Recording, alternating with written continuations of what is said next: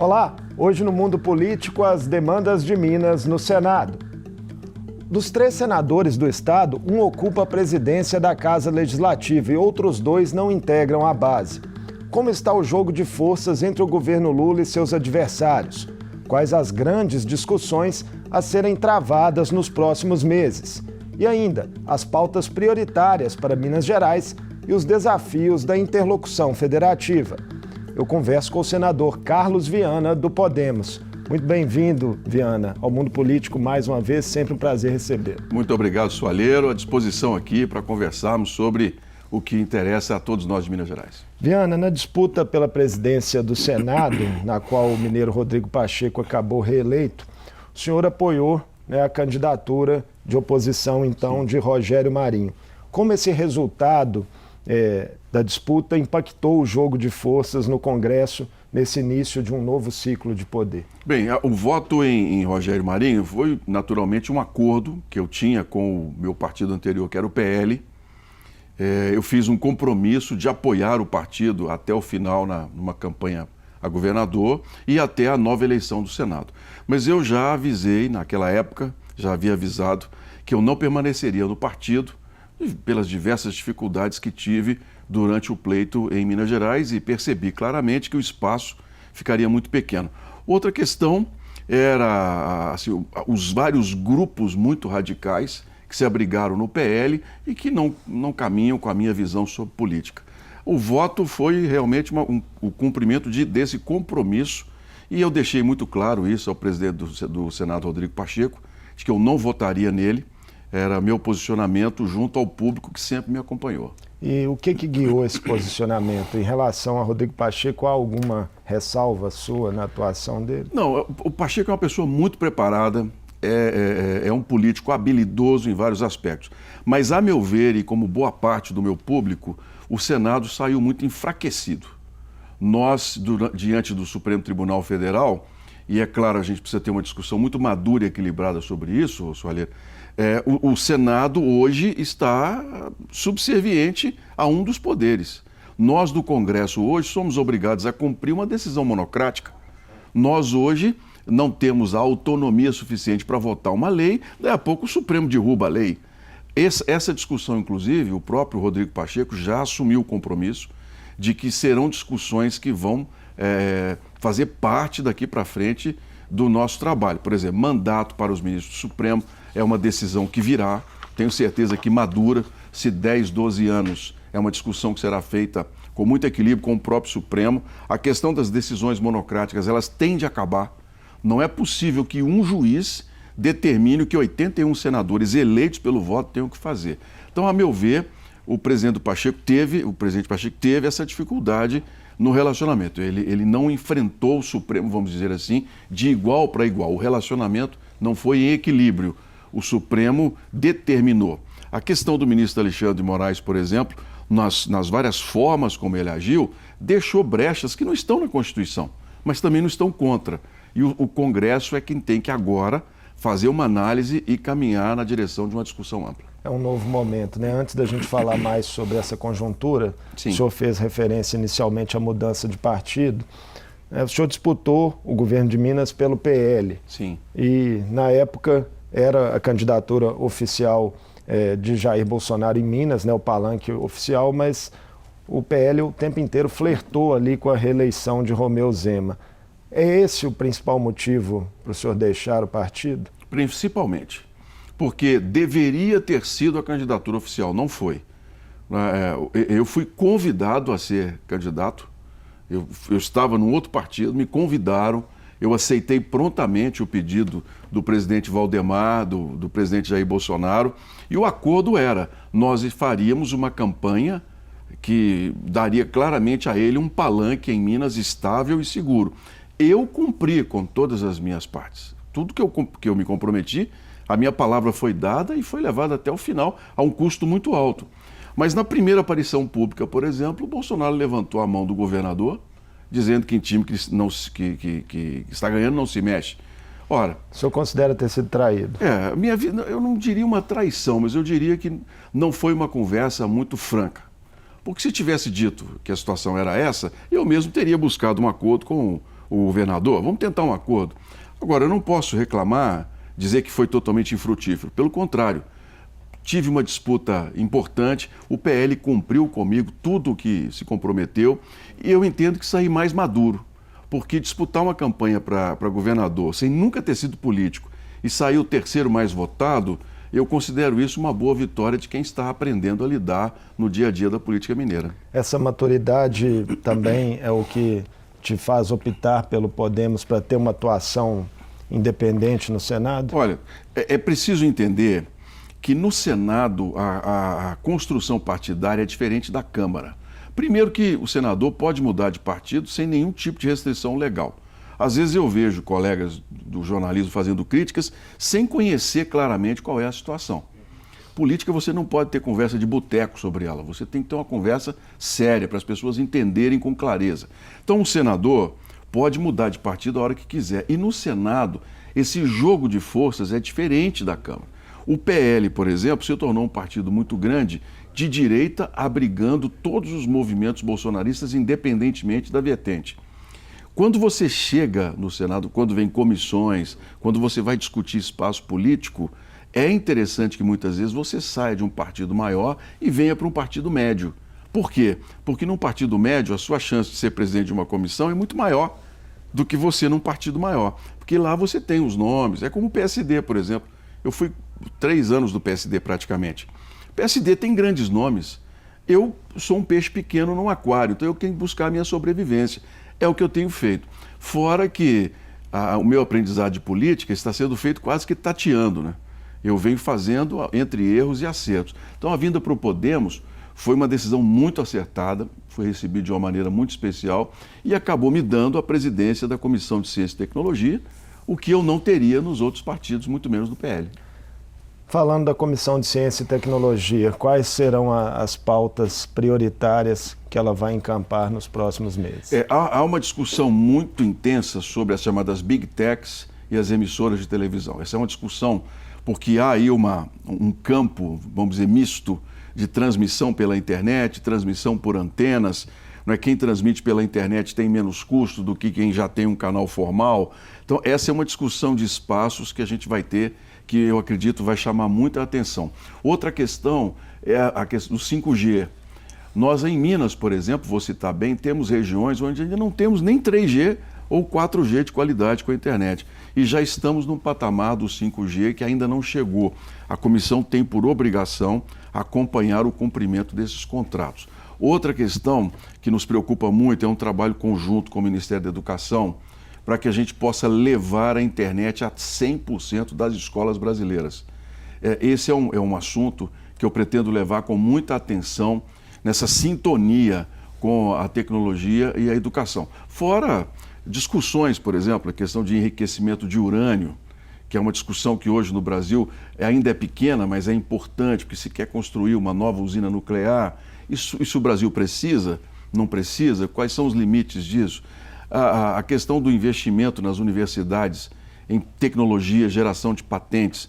A comissão do Senado tem um papel muito preponderante, inclusive, na definição do orçamento. Voltando a falar, Viana, da questão do equilíbrio entre os poderes, né? Os atos extremistas do dia 8 de janeiro trouxeram instabilidade e ainda continuam ecoando aí no noticiário em relação a prisões que se mantêm, né? E as pressões também pela instalação de uma CPI no Congresso. Qual a sua visão sobre esses desdobramentos? Olha, primeiro, é uma experiência nova no Brasil. Nós nunca passamos por um momento como esse e é preciso que a gente tenha muito equilíbrio e responsabilidade para discutir.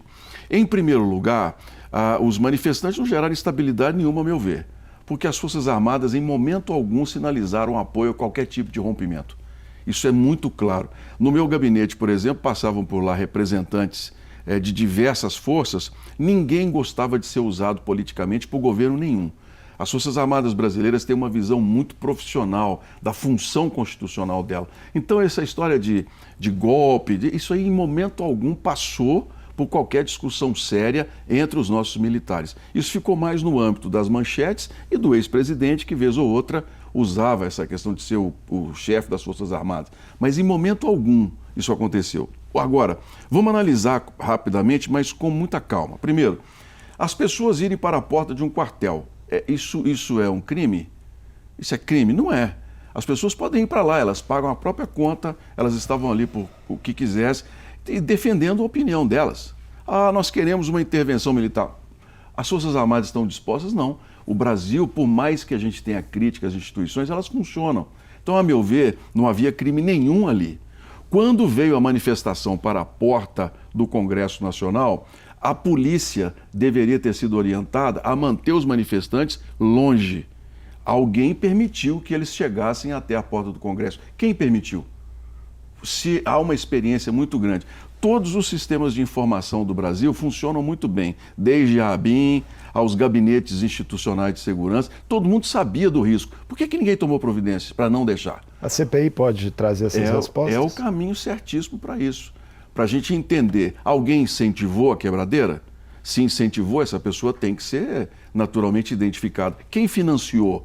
Se financiou, essa pessoa também tem que ser indiciada. Agora, o que a gente não pode é a gente apenas jogar para um determinado lado. Eu, quando cheguei, eu voltei de férias, terminei as férias, interrompi e vim para o Brasil. Cheguei dia 9 em Brasília. Na quadra da Polícia Federal, eu encontrei mulheres grávidas presas, crianças presas, idosas de 80 anos presas, gente com todo tipo de comorbidade, deficiente físico, preso numa quadra da Polícia Federal. Peraí, a gente vai responder a esses atos com arbitrariedade jurídica? Quem mandou prender essas pessoas? Quem também tem que responder. O tanto que no mesmo dia, juntamente com a Defensoria Pública da União, nós entramos com um requerimento no Supremo Tribunal Federal e na madrugada daquele dia, 700 pessoas foram retiradas de ônibus da quadra, porque havia um flagrante constitucional absurdo ali. Mas pessoas não cometeram crimes? Qual crime? Claramente? Qual de crime? Depredação, enfim. Quem foi pego em flagrante, eu concordo plenamente, mas muita gente foi pego na estrada. Gente chegando de ônibus aqui em Belo Horizonte que não participou de nada, foi preso. Isso é uma arbitrariedade jurídica. A gente só poderia fazer isso se houvesse o estado de sítio. Um juiz, um ministro do Supremo não pode fazer isso de ofício. E ele vai ter que responder por isso. A CPMI vai nos mostrar. Agora, quem foi filmado quebrando, tem que pagar. Isso não tenha dúvida nenhuma. Mas houve exageros ali muito grandes. Muita gente que não participou acabou indo para a cadeia. Essa CPMI, caso venha a ser instalada, né, já que isso ainda não está claro, mas ela não tiraria um pouco de energia do governo e do próprio Congresso na discussão de pautas importantes? A meu ver, essa, vamos dizer assim, usando a expressão, essa é uma sujeira que a gente não pode jogar debaixo do tapete. A gente tem que limpar para a gente não cometer os mesmos erros no futuro. Até porque, falando de uma maneira mais ampla, por que essa gente foi para a porta dos quartéis? Por que hoje a população está tão insatisfeita com a política? Eu que estou na política, que não sou um político profissional, desde 2013, você cobriu, você está aqui na Assembleia, eu cobri.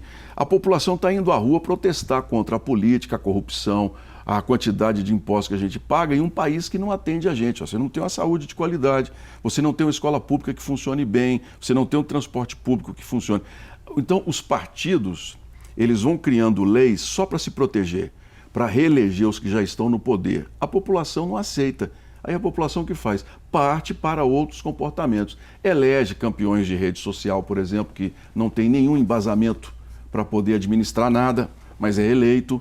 Elege aqueles que têm um discurso muito superficial sobre o combate à corrupção, sobre questões de diversos tipos de comportamento. Mas quando você chega para ver, de fato, quem administra o país, quem cuida do orçamento, quem tem que tomar decisões, isso vai ficando na mão daqueles que já estão na política há 30, 40 anos. As investigações da Polícia Federal sobre o episódio estão na linha correta? Sobre a questão do financiamento, sim. A Polícia Federal tem prestado um grande trabalho, porque a gente precisa esclarecer. Agora, quem mandou prender aquelas pessoas à revelia? Quem colocou na cadeia uma audiência de custódia, por exemplo? Você acompanhar a audiência de custódia, um juiz em audiência de custódia, ele pode, se a pessoa não tem antecedentes, liberar a pessoa. As audiências de custódia em Brasília não fizeram isso. Era só para identificar o nome e perguntar se a pessoa estava machucada. Houve ali uma suspensão indevida do que o CNJ determina. Quem determinou isso? Então a Polícia Federal vai nos dizer quem são os responsáveis, pelo financiamento, pela quebradeira, que esses têm que pagar mesmo, mas a gente precisa ter uma noção mais política e profunda desse episódio. Outro assunto importante, uma queda de braço que há no momento entre Rodrigo Pacheco e Arthur Lira em torno das medidas provisórias, né? Pelo rito que vinha sendo adotado, né, nos últimos anos, Sim. a discussão começava na Câmara e já chegava praticamente um pouco engessada dois no dias. Senado, né? O que precisa mudar? Bem, aqui a bicameralidade brasileira gera essa questão, não vou dizer uma distorção, mas gera uma disputa de espaço. Porque o Senado é a casa revisora, mas o Senado também pode gerar pautas, pode gerar projetos. As duas casas podem fazer isso. Então há aqui uma discussão sobre o mesmo espaço.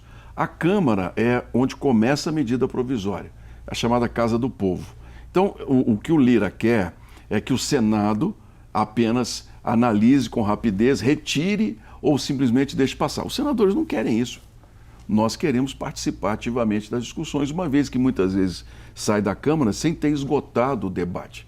O ideal é que a gente partisse para um acordo que houve anteriormente, que não foi cumprido desde a presidência anterior, de que essas medidas provisórias chegariam com 30 dias ao Senado.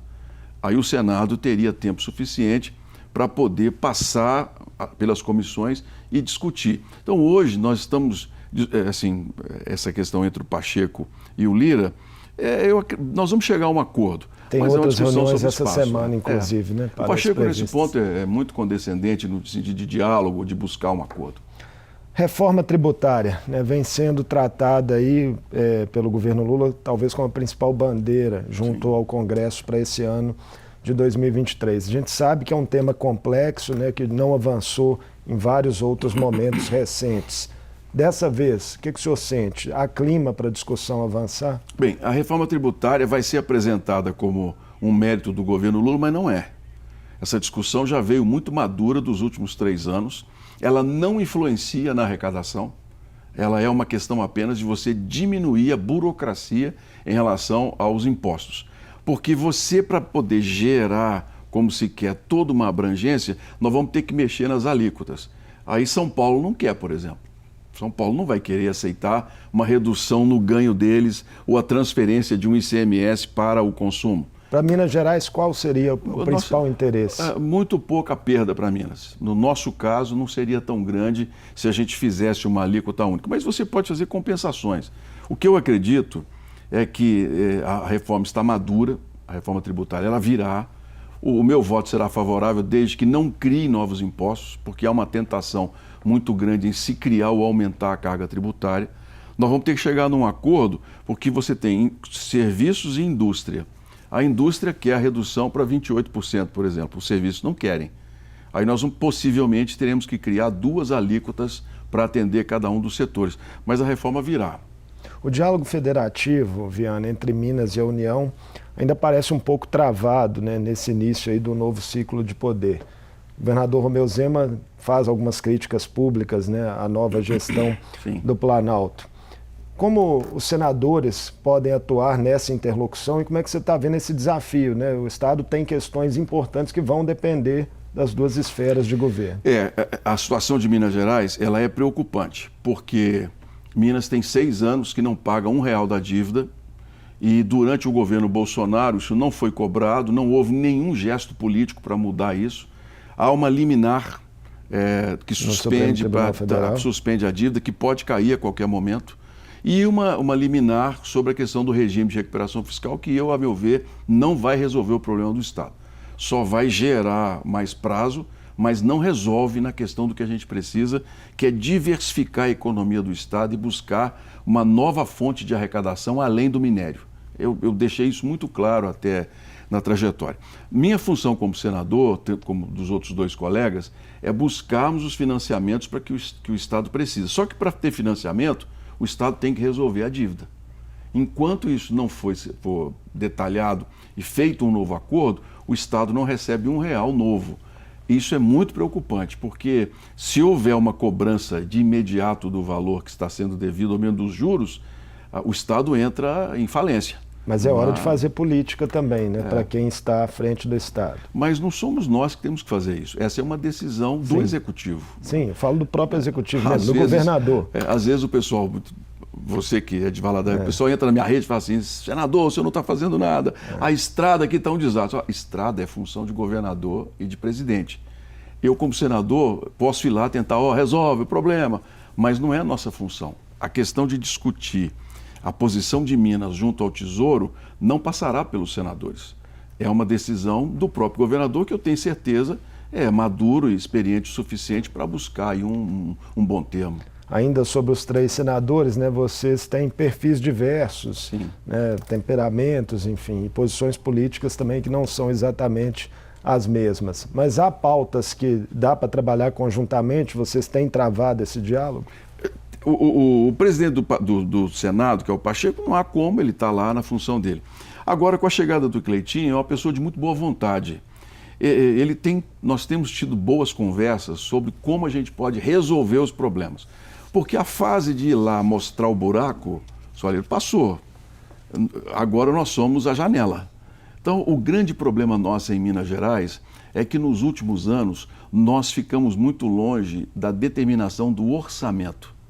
O orçamento está na mão do PMDB e do União Brasil há 12 anos. Um ano é presidente, o outro é relator.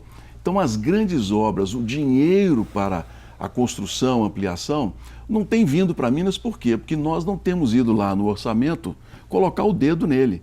Então, agora, com a chegada do Cleitinho, falou, olha, você tem que ir comigo para o orçamento, porque aí, por exemplo, eu consigo 88 milhões para o Jequitinhonha na 367, você consegue mais uns 80 para 381, porque assim é que a gente tem que fazer.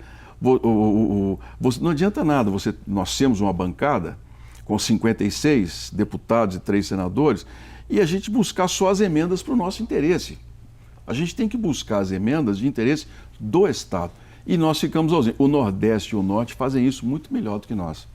Viana, além, né, da Comissão de Ciência e Tecnologia, dessa atuação em defesa dos interesses de Minas Gerais, há também um acordo, né, para que você presida uma frente parlamentar evangélica no Senado.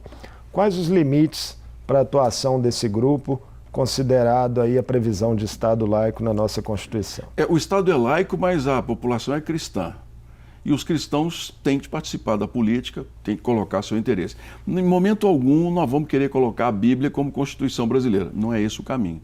A Bíblia é o livro sagrado nosso, do dia a dia. Agora, o que nós não queremos é que o Estado venha dentro das igrejas determinar o que nós podemos ou não podemos. Isso nós não vamos aceitar. O discurso religioso, ele é livre.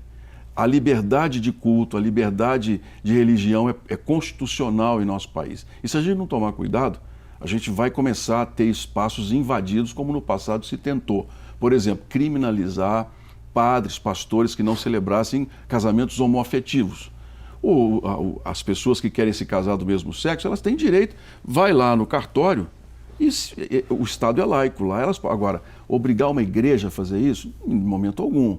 A questão das escolas, por exemplo, nós evangélicos, a maioria do nosso povo é gente simples, ganha de 1 a 2 salários mínimos, depende da escola pública. Nós não queremos escola pública dando aos alunos um ensinamento sexual diferente do que as famílias têm que dar. O que é diferente de educação sexual para medicina, combate às doenças sexualmente transmissíveis. Isso é uma outra conversa.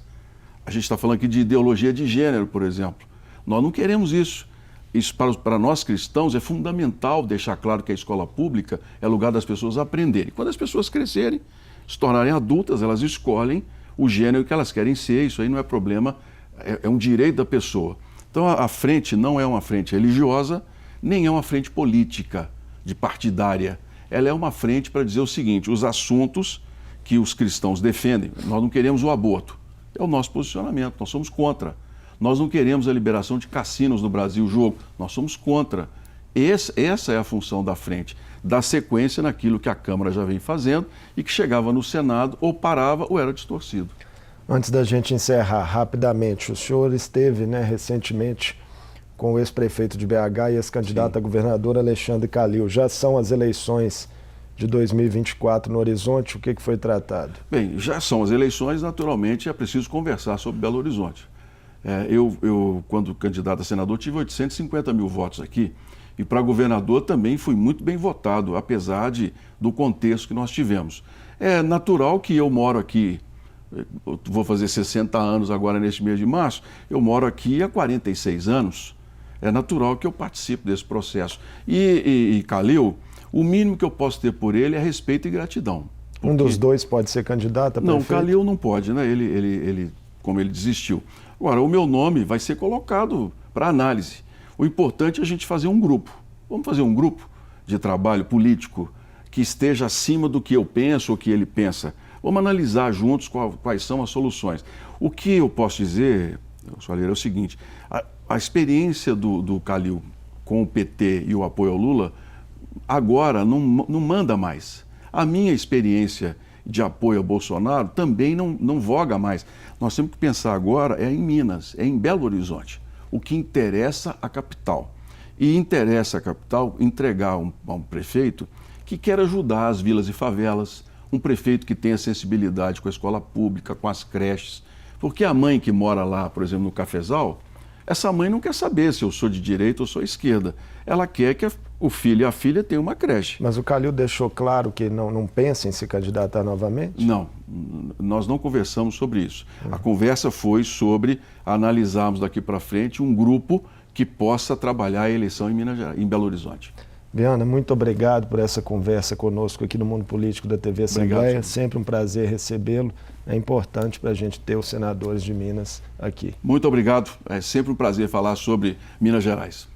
Eu conversei com o senador Carlos Viana, do Podemos. Falamos sobre o jogo de forças no Senado, as demandas de Minas e o que deve mobilizar o Congresso nos próximos meses. O Mundo Político fica por aqui. Obrigado por nos acompanhar e até o próximo programa.